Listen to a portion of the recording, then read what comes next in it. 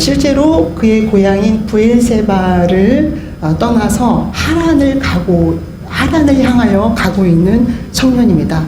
브엘세바에서 하란까지의 거리가 약 800km고 여기서 부산까지의 거리가 388km라고 합니다. 그러면 2배 이상이 된다는 거겠죠. 2배 이상이 되는 그 거리인데, 그렇게 지금 야곱은 자기 고향 브엘세바를 떠나서 하란을 향해 가고 있는데, 그 어느 지점에 지금 있느냐면 루스라는 지점이 있어요.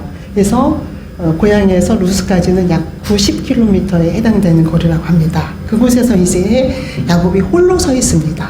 근데 그곳에서 바로 또 내용을 보니까 하나님을 만나게 되는, 그리고 특별히 꿈속에서 그가 처한, 그 야곱이 처한 그곳과 하늘나라가 사닥다리로 이어져서 꿈속에서 하나님을 만나는 그런 광경이 오늘 본문의 내용입니다. 그리고 그 하나님을 만나는 광경 속에 하나님이 이 야곱이라는 청년에게 특별한 약속을 해요.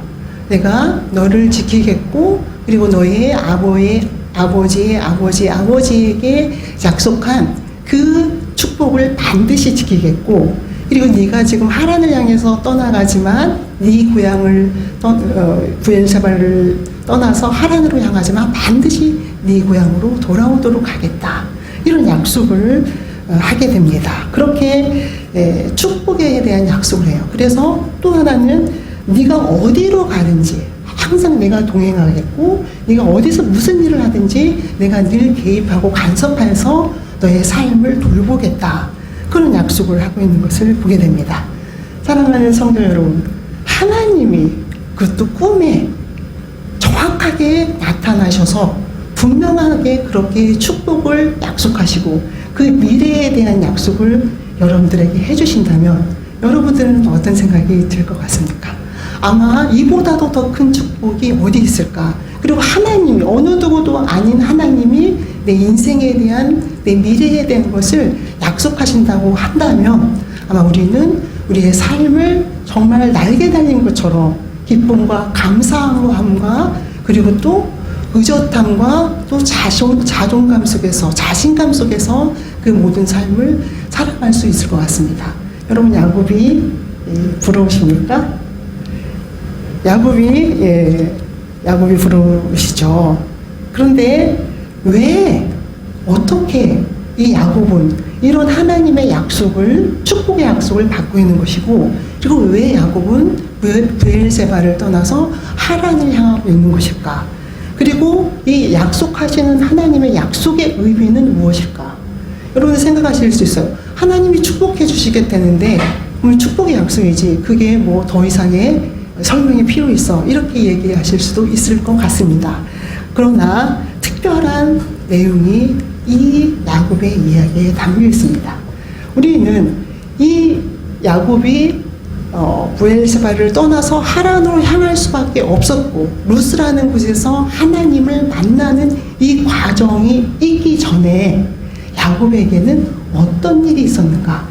이 사건을 중심으로, 이 성경 28장의 내용을 중심으로 그 앞에 어떤 일이 있었는가를 오늘 함께 묵상을 해보려고 합니다. 그리고 다음에 이 사건을 중심으로 그 다음에 어떤 일이 있어지는가를 함께 여러분들과 나누려고 합니다. 야곱에 대한 인생, 이 한 사람에 대한 인생을 여러분들에게 이야기해 드리고자 합니다. 창세기 25장 21절에서 이삭이, 야곱의 아버지가 되는 이삭이 한 여자 리브가와 결혼을 하게 돼요. 그래서 한 가정을 이루게 됩니다. 그런데 이 가정에 아이가 없어요. 이제 결혼을 해서 가정을 꾸렸으면 아이가 태어나야 하는데 아이가 생기지 않는 거예요. 기간이 지나도 또 아이가 잉태가 될 만한 기간이 지났음에도 불구하고 아이가 생기지 않자 이삭이 아내 리브가를 위해서 하나님께 기도합니다. 그리고 내용을 보니까 하나님께서 그의 간구를 들으셨다는 것은 하나님께 이삭이 간절히 기도했다는 거예요.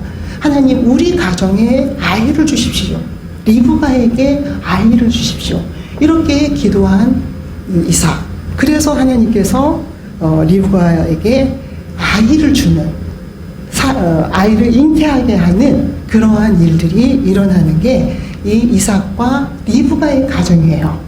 그래서 보면 이제 이렇게 이삭의 기도로 아이를 갖게 된 아내 되는 리브가는 그 아이를 갖고 자기 몸을 잘 관리하는 그 임신 기간 중에 이 뱃속에서 어마어마한 일들이 일어나는 거예요. 태동이 일어나는 거잖아요. 근데 그 태동이 심상치가 않은 거죠.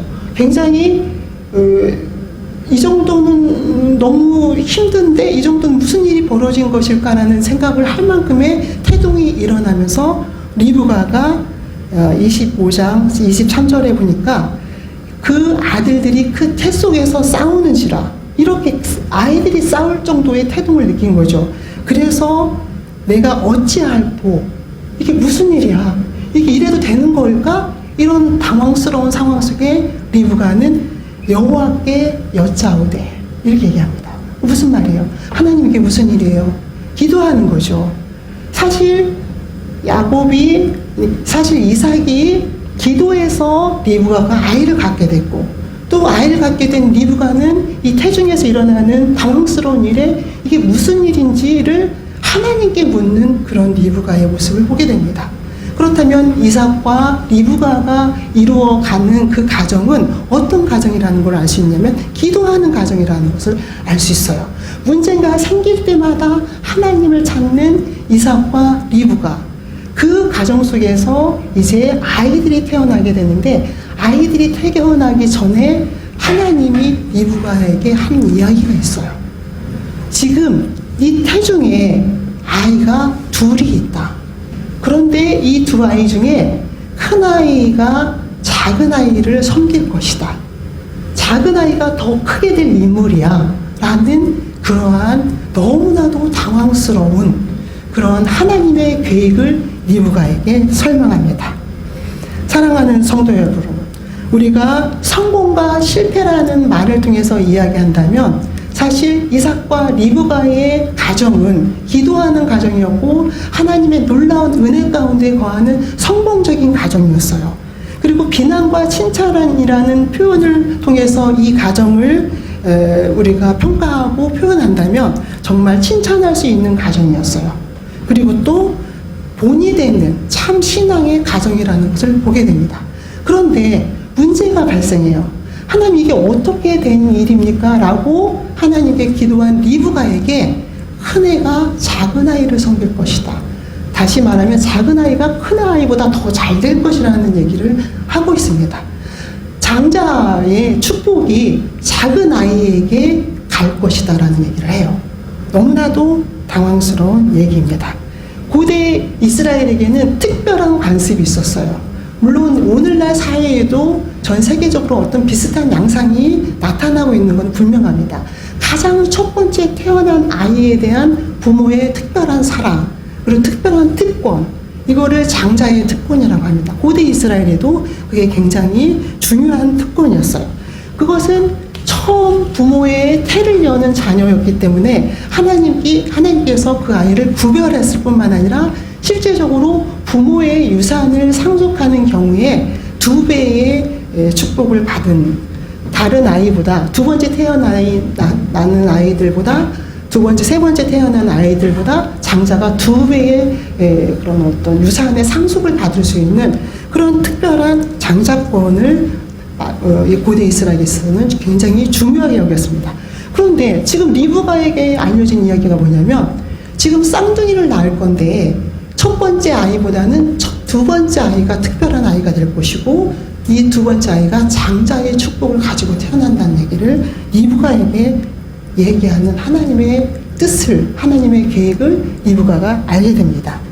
사랑하는 성도 여러분, 여러분들은 이럴 때 어떤 생각을 하실 수가 있습니까?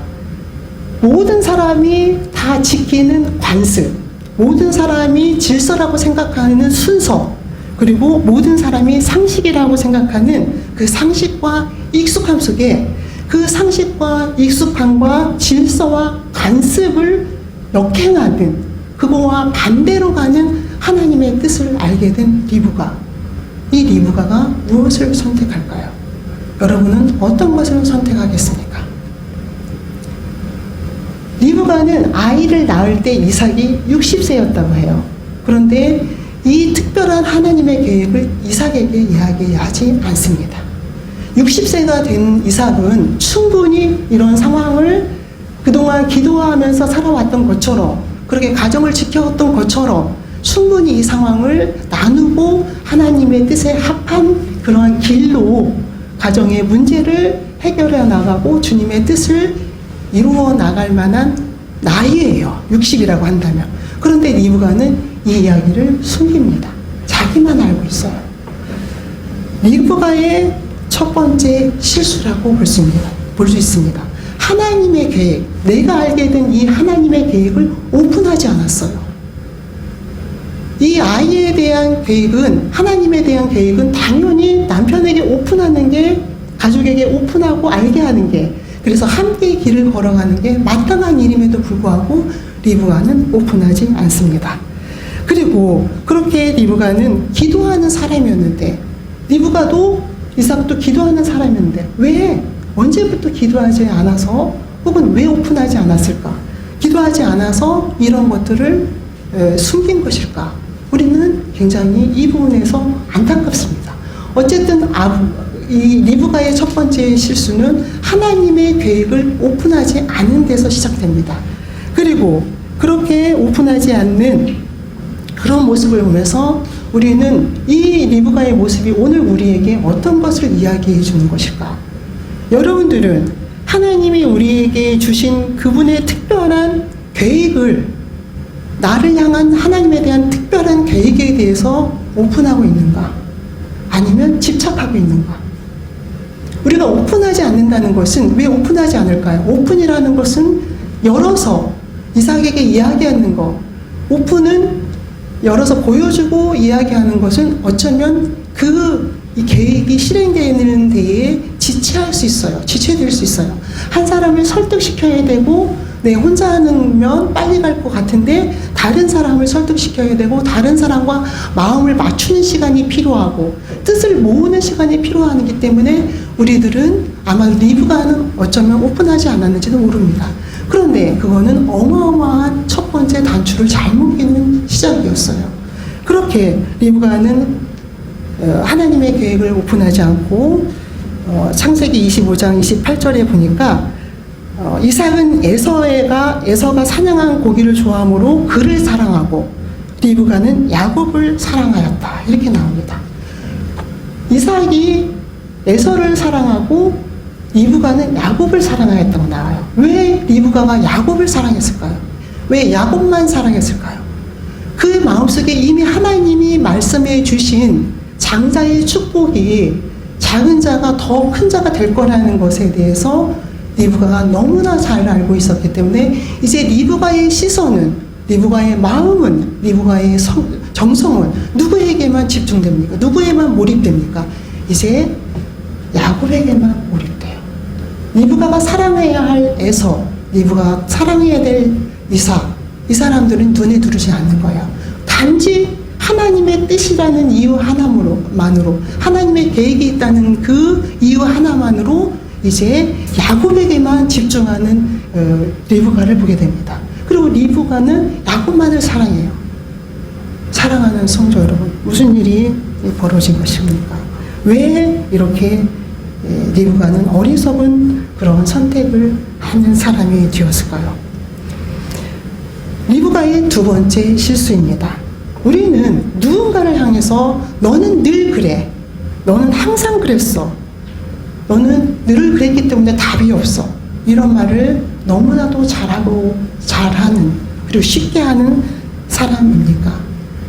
저는 며칠 전에 카톨릭 단체에서 운영하는 고아원 비슷한, 이제 애들이 성인 될 때까지 보호를 받는 그 보호시설에 관한 PD 수첩을 본 적이 있습니다. 근데 거기서 아이들이 학대를 당하는 거예요. 그런데 학대당한 아이들에 대한 인터뷰 중에 한 아이의 학대에 당한 경험을 이야기하는데 너무 가슴이 아팠어요. 어떤 얘기, 학대 자체는 물론 굉장한 해서는 안 되는 다 가슴 아픈 일이지만 특별히 가슴 아팠던 경우가 한 가지 있었는데 자기는 너무 학대를 받고 살았다는 거죠. 그곳에서. 그래서 이제 성인이 돼서 청년이 돼서 그곳으로부터 나와서 홀로 살아가는데 너무 그 학대에 익숙해 있기 때문에 학대받지 않으면 불안한 거예요. 그래서 스스로를 학대한다는 거죠. 자아이죠.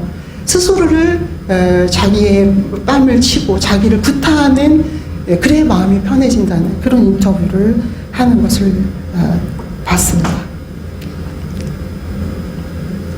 그런데 우리는 어느 누구도 누구를 규정할 수 없어요. 너는 늘 그래 이렇게 말할 수 없다는 거죠. 그리고 나 자신도 나를 그렇게 규정할 수가 없습니다. 누군가로부터 학대받아서 너무 그 학대가 익숙한데 그래서 내가 나를 학대하게 되는 그게 아니라는 거죠. 성설은 이야기입니다. 누구도 누구를 규정할 수 없어요. 나도 나를 규정할 수 없어요. 나는 못난 사람, 나는 너무 약한 사람, 나는 맞아도 싼 사람, 난 학대가 필요한 사람 이렇게 규정할 수 없다는 거죠. 나를 규정할 수 있고 나를 규정할 수 있는 분은 딱 한 분인 하나님 한 분입니다. 근데 그분이 우리를 향하여 뭐라고 이야기합니까? 너는 내 아들이라 오늘 내 낳았도다. 내게 구하라. 내가 내 소유를 내 유업을 땅끝까지 이루도록 하겠다라는 약속을 하고 있습니다. 시편 2편에서 하나님은 그렇게 말씀하고 있습니다. 그리고 고린도전서 6장 19절에서 20절까지는 이렇게 이야기합니다. 너희 몸은 너희가 하나님께로부터 받은 바 너희 가운데 계신 성령의 전인 줄을 알지 못하느냐. 너희는 너희의 자신의 것이 아니니라. 값으로 산 것이 되었으니 그런즉 너희 몸으로 하나님께 영광을 돌릴지어다. 이렇게 이야기하고 있습니다. 사랑하는 성도 여러분, 우리 누구도 어느 누군가를 규정할 수가 없습니다. 내 자신도 나를 규정할 수 없어요. 하나님만이 나를 규정할 수 있습니다. 너는 내 아들이라. 그리고 너는 내가 핏값으로 산 소중한 사람이라는 그 규정, 그 하나님의 선포, 그 선포 속에 살아가야 되는데 리브가는 누구를 향해서?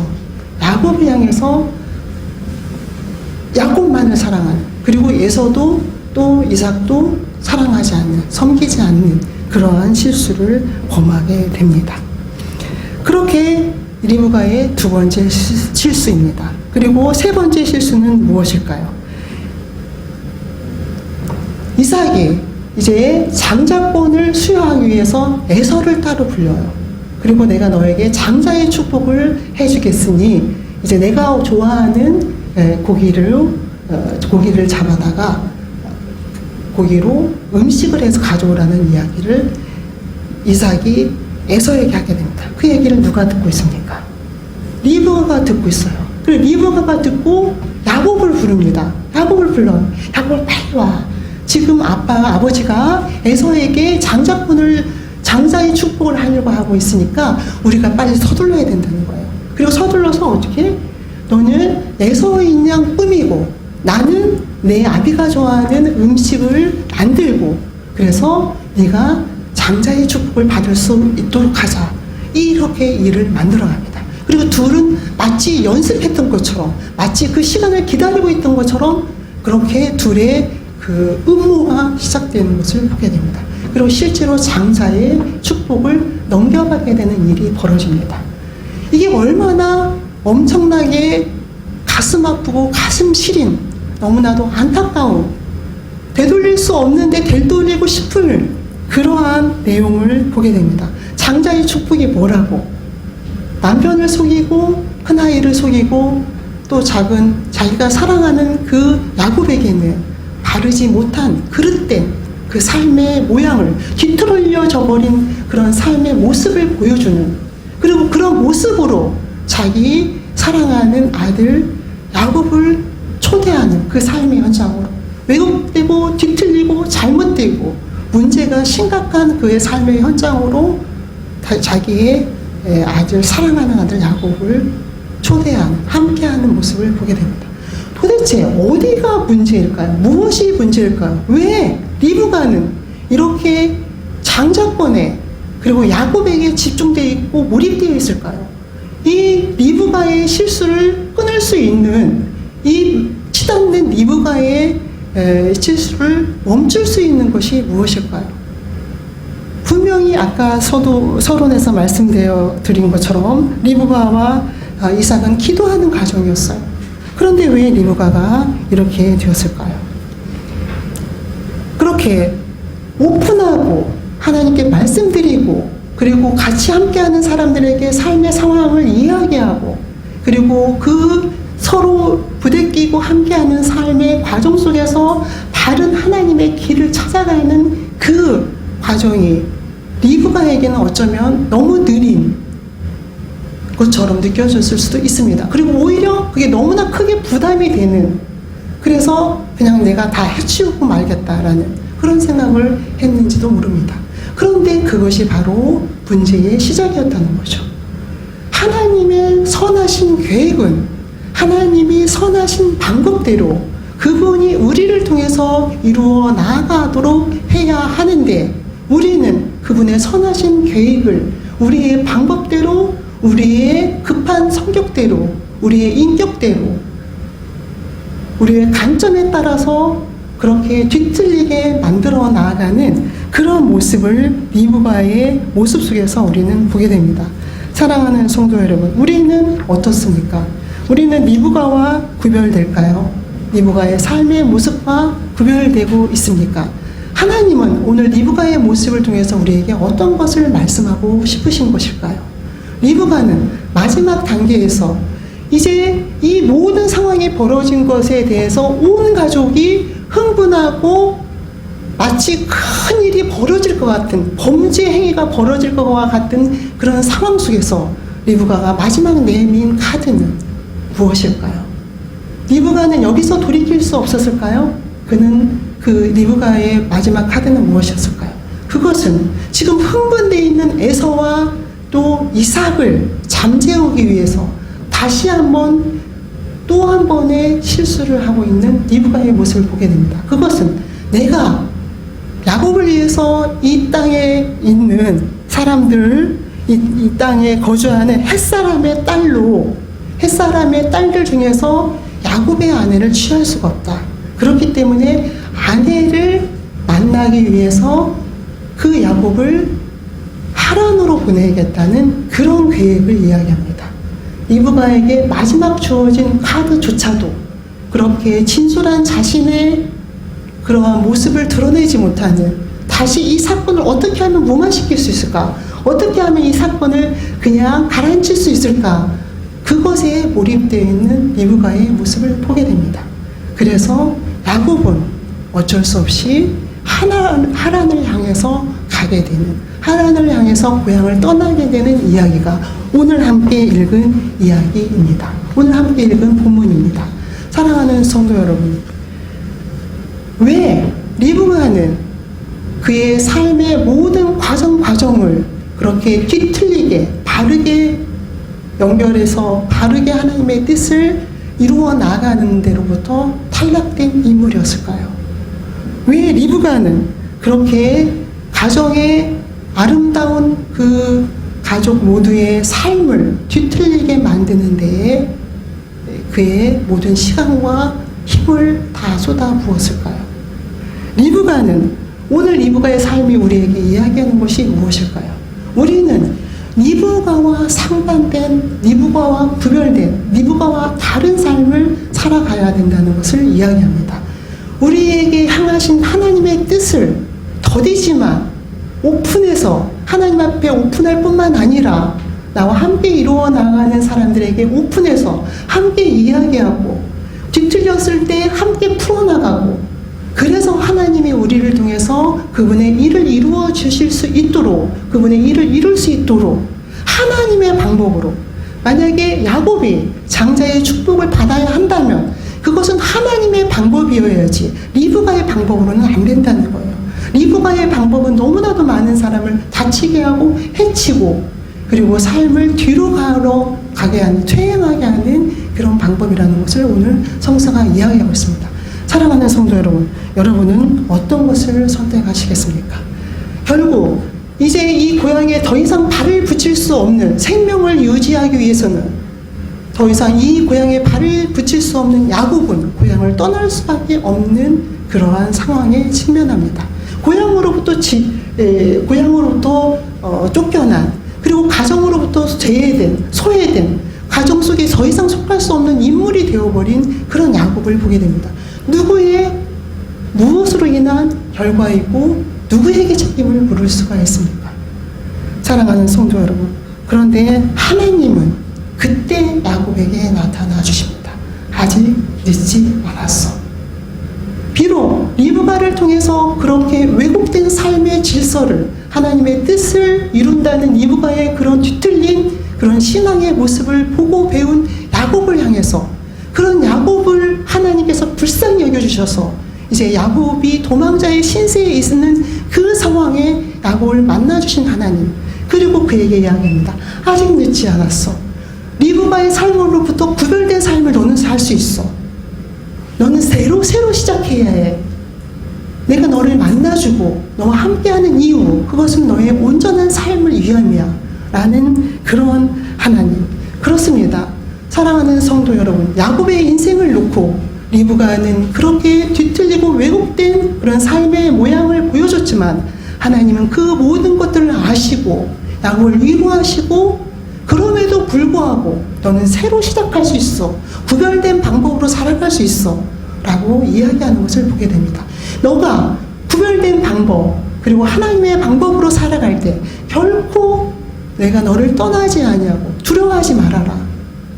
내가 결코 너를 떠나지 않고 너를 지켜주겠다는 그러한 약속을 하고 있는 하나님의 사랑을 우리는 만나게 됩니다. 사랑하는 성도 여러분, 어떤 삶을 선택하시겠습니까? 여러분을 향해서 오늘 내가 너를 낳았도다, 이렇게 말씀하시고 규정하시면서 핏값으로 사랑으로 산 존재라는 것을 이야기하면서 그런 존재처럼 살아가는, 그래서 그렇게 하나님과 동행하며 살아가기를 원하는 그 간절한 하나님의 뜻을, 그 간절함을, 우리를 향한 그 간절함을 여러분들 들으시고 하나님의 뜻에 맞추어 살아가는 그런 여러분들이 되시기를 축원합니다. 기도하시겠습니다.